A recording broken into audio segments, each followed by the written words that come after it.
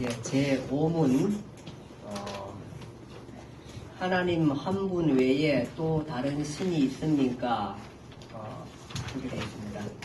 하나님 한 분 외에 또 다른 신이 있습니까? 라고 말하는데 답이 뭐죠? 같이 읽겠습니다. 수고에 오직 유일하시고 참되신 살아계신 한 분 하나님 외에 다른 신들은 없습니다. 예. 기독교는 유일신입니다. 유일신을 말씀하고 계시고 다른 어떠한 신도 인정하지 않습니다. 그러니까 사람이 어떻게 잘 노력해가지고 성인이 되고 뭐 신이 된 이런 것들은 인정하지 않고 돌이나 나무나 뭐 이런 것 다 인정하지 않습니다. 오직 한 분 하나님이십니다. 근데 제6문 보겠습니다. 제6문 하나님의 신격에는 몇 위가 계십니까? 이런데 하나님의 신격에는 3위가 계시는데 성부와 성자와 성령이십니다. 이 3위는 한 하나님이시며 본질이 같으시며 권능과 영광에 있어서 동등하십니다. 예, 성경 구절 보겠습니다. 하나님은 한 분밖에 없으시다. 고린도전서 8장 4절 너희는 가서 모든 민족을 제자로 삼아 아버지와 아들과 성령의 이름으로 세례를 베풀라. 세 번째, 주 예수 그리스도의 은혜와 하나님의 사랑과 성령의 고통하심이 우리 무리와 함께 있을지어다. 이렇게 되어 있습니다. 잠깐 혼란이 오셨죠? 네, 뭐냐 하면은 이게 이제 이 문제 때문에 그 이단들도 많이 생기고 이 문제가 굉장히 까다롭습니다. 그래서 이것을 이해를 자꾸 하려고 하니까 이게 문제가 생겨서 한번 볼게요. 제가 이게 종이 나눠졌던 거 한번 좀 이해를 충분히 좀 쉽게 할 수 있습니다.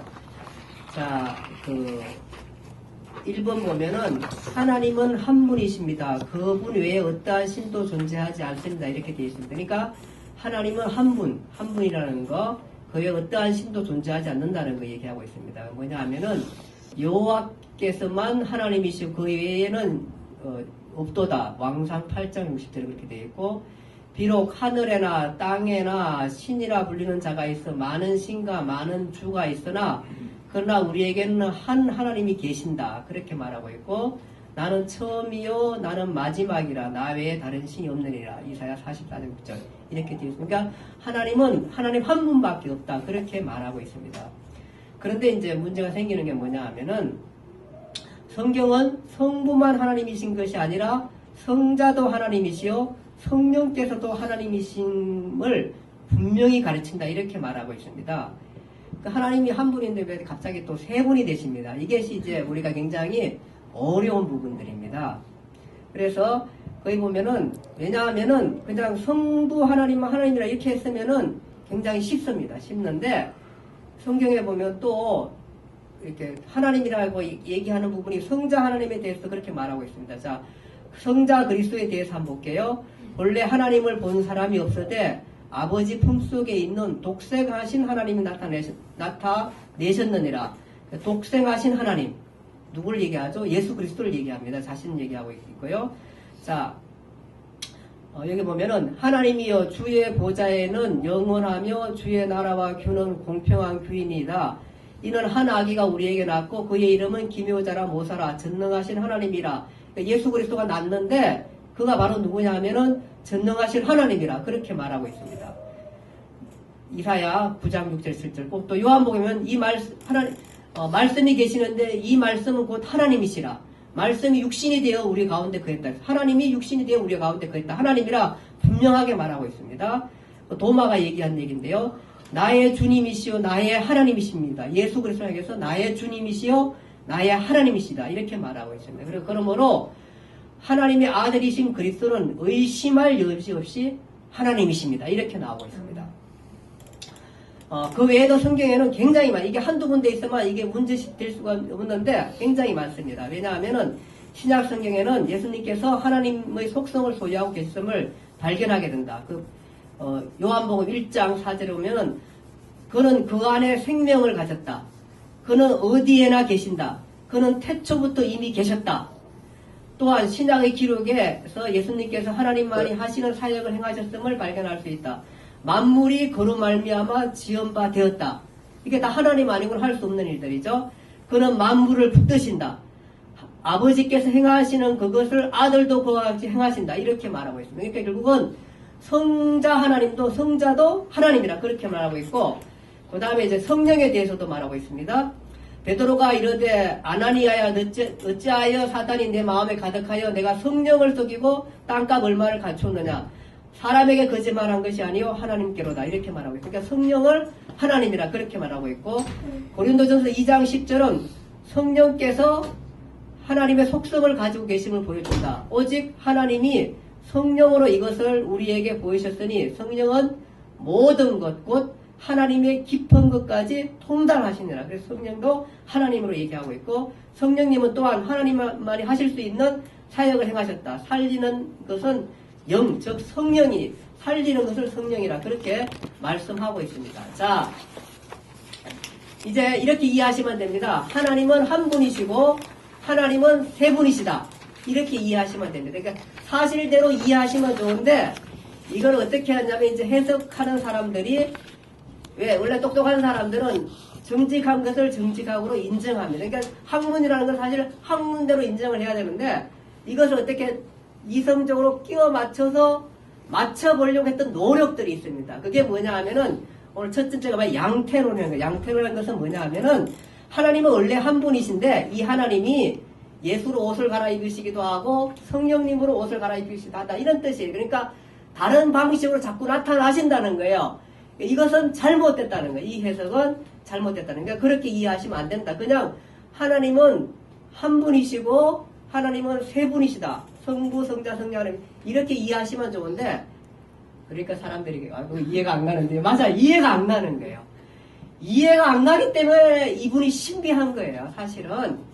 그래서 그 손보원 교수님이 하시는 말씀이, 나는 그분이 이해가 안 가기 때문에 그분이 진짜 하나님이다. 그렇게 얘기했거든요. 이해가 안 가기 때문에, 이해가 다 가면 그게 하나님이냐, 사람이지, 이렇게 얘기할 만큼, 이제 그대로 이해하시면 됩니다. 이해 안 가는 만큼 이해하시면 됩니다. 그러니까 하나님은 한 분이시고 세 분이신데, 이것을 맞춰가지고 뭐냐 하면은, 하나님은 여러 가지로 나타나신다. 이렇게 얘기하셨습니다. 거기 보면은, 그러나 그것은 잘못된 것이다. 그것을 이렇게 안전하게 잘못된 걸 끌어갈 수 있는 게 뭐냐 하면은, 마태복음 3장 16절에 예수께서 세례를 받으시고 물 위에 올라오실 때에 하늘이 열리고 하나님의 성령이 비둘기같이 내려 자기의 임하심을 보시더니, 하나님 보셨어요? 하늘로부터 소리가 있어 이르되 이는 내 사랑하는 아들이요 내 기뻐하는 자라. 예수님은 지금 계십니다. 하나님 위에서 소리하십니다. 다르십니다. 그러니까 이걸 꼭 같다 이렇게 얘기하시면 안 된다. 그러니까 하나님이 예수님으로 나타났다가 성령님으로 나타났다 이렇게 이해하는 것은 잘못된 거예요. 이해가 누가 이해를 하냐면은 여호와 증인이 그렇게 생각해요. 여호와 증인은 오직 하나님 그냥 그분이 이렇게 식으로 이렇게 나타났다 그렇게 얘기하게 되고, 그분을 적은 하나님 이렇게 얘기하게 됩니다. 그 다음에 두 번째 있습니다. 두 번째는 군주론이에요. 군주론의 것은 뭐냐 하면은, 하나님이 한 분이라는 거. 하나님이 한 분이고 나머지는 좀 더 부족한 신. 이런 식으로 해석을 하는 것입니다. 그러니까, 여기는 삼위 중 한 분이 군주가 되신다는 말인데, 그 군주는 성부이다 얘기하고, 이들은 하나님이 삼위께서 능력과 존귀, 영광이 있어 둘로 동등하다는 사실에 대하여 거부하였다. 따라서 성부나 아들보다 더 위대하고 성령보다 더 위대하다.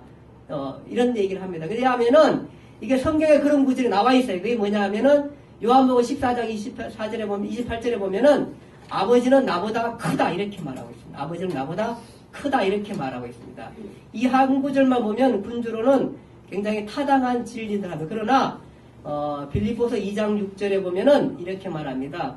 그는 근본 하나님의 본체시나 하나님과 동등됨을 취할 것으로 여기지 아니하시고 말하고 있습니다. 그러니까 하나님과 동등한데 다만 그가 인간으로 오셨을 때 낮추시면서 그는 하나님은 나보다 크다 이렇게 설명한 거를 그 한 구절 보고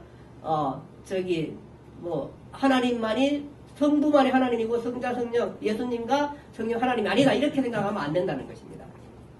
아까 전에 제가 잘못 얘기했는데요. 여호와 증인은 이 군주로를 얘기하고 있고 양태로는 아마 제가 정확히 좀 봐야겠는데 양태로는 아마 몰몬교 이런 데서 아마 얘기하는 것 같아요. 제가 좀 정확하게 찾아본 제가 한번 보겠습니다. 어쨌든 간에 이렇게 이렇게 뭐냐 하면은 하나님은 한 분이시고 성부와 성자와 성령 하나님이 한 분이라는 것을 인정을 해야 합니다. 그렇게 믿음을 갖고 가야 되는데 이것을 자꾸 논리적으로만 이해하려고 꾸면은 사실 자체를 잃어버리기 때문에. 왜냐하면은 성경에 굉장한 많은 구절들이 예수님이 우리가 봤듯이 하나님이라고 계속해서 말씀하고 있고 성령님도 하나님을 계속해서 말씀하고 있는 것입니다. 물론 성부 하나님도 마찬가지고 그렇기 때문에. 그리고 또 그 세 분이 동시에 나타나시고 이렇게 얘기도 합니다. 그런 거 보면은 우리가 그렇게 알 수 있습니다. 여기 보면은 제가 맨 마지막에 볼게요. 감사하게도 요리문답의 삼위일체 교리를 따르지 않고는 전혀 이해할 수 없는 구절들이 성경에 있다. 예를 들어 예수님께서 제자들에게 세례를 베풀 때 아버지와 아들과 성령의 이름으로 세례를 베풀라고 말씀하셨다. 이때 예수님께서는 이름들이라고 말씀하지 않고 한 존재에게만 주어질 수 있는 하나의 이름을 말씀하셨다. 즉 아버지와 아들과 성령, 성령의 이름들로 세례를 주는 게 아니고 아버지와 아들과 성령의 이름들로 세례를 주는 게 아니고 아버지와 아들과 성령의 이름으로. 그리고 뭐냐 하면은 성부 하나님, 성자 하나님, 성령 하나님, 이분이 하나가 된다. 창조 때도 우리가 하나님께서 이렇게 하죠. 우리가 우리의 형상대로 사람을 만들자 얘기했을 때에 성부와 성자와 성령 그 형상대로, 그래서 우리라는 복수를 썼던 것들 우리가 알게 되고 보게 되는 것입니다. 어쨌든 우리가 이 토론은 역사적으로 계속해서 수많은 토론을 거쳐가지고 수많은 교단에서 정말로 우리는 사실을 사실대로 인정하는 것만이 가장 최선이다. 이렇게 결론이 났던 건데 이것을 자꾸 뒤틀어가지고 여호와 증인이나 몰몬교나 또 많은 이단들이 태어나고 그걸 자꾸 비틀게 되는 겁니다. 근데 건전한 모든 교회의 교리들은 똑같습니다. 성부 하나님, 성자 하나님, 성령 하나님은 한 분이시다. 하나님은 한 분이신데 삼위가 계시다. 그렇게 이해하시면, 그까지만 이해하시면 되겠습니다. 아마 계속 읽어봐고 토론을 수십 번 해도 똑같은 결론은 이렇게 나는 것입니다. 그러니까 그렇게 이해하시면. 그래서 예수님도 하나님이시고 성령님도 하나님이시고 그 다음에 성부 하나님도 하나님이시고 이렇게 이해하시면 되는데 그까지만 이해하시면 되는데 더 많이 논리적으로 끼려다가 문제가 발생해요. 사실을 사실대로 그렇게 성경을 성경대로 이해하는 게 가장 합당한 거다. 이렇게 얘기했습니다. 오늘은 제 혼자 죄송해요. 강의만 했습니다. 왜냐하면 굉장히 어려워가지고 이걸 때문에 또 많이 하고 요즘도 논쟁도 일어나고 하는데 그럴 필요 전혀 없습니다. 그렇게 이해하시는 게 가장 삼위일체를 확실하고 가장 또 우리 하나님을 가장 잘 이해한 하나님이라 그렇게 인정하시면 되겠습니다. 이상 마치겠습니다. 아멘.